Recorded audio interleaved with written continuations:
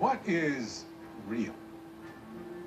We define reality by what we can see, hear, touch, smell, or taste. Inside the brain, these senses exist as electrical signals. For us, the entire sum of all reality is contained in this bundle of electrical wiring. So when our brains sense God, does that make God real? Andy Newberg is the founding father of neurotheology, a new branch of neuroscience that studies the effects of spirituality on the human brain. It's a scientific quest he has pursued as long as he can remember.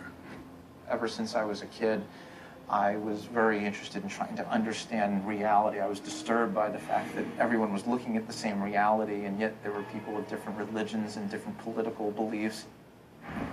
Andy found a way to peer inside the brains of believers while they were in the midst of a religious ritual. It's the highest of high-tech brain imaging devices, the SPECT scanner. I'm going to come in and I'm going to just inject you through the IV with the goal that I'm going to try very hard not to disturb you or distract you or make any noise. And you're just going to continue to do your prayer session until it's done. This woman is a Presbyterian minister. She's prayed to God daily for over 34 years. Right now, she's deep in prayer. At the height of her connection with God, Andy injects her with a harmless radioactive dye. Over the course of the next few minutes, as she continues to pray, the dye migrates to the parts of her brain where the blood flow is the strongest. The brain works in a very nice way that the more active a particular part is, the more blood flow it gets, and the less active it is, the less blood flow it gets.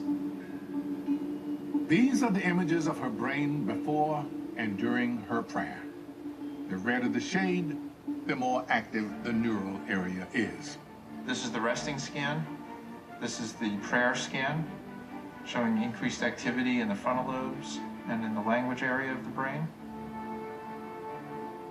Andy has scanned hundreds of brains in the midst of their prayer rituals, from Muslim imams to Tibetan monks to meditating atheists.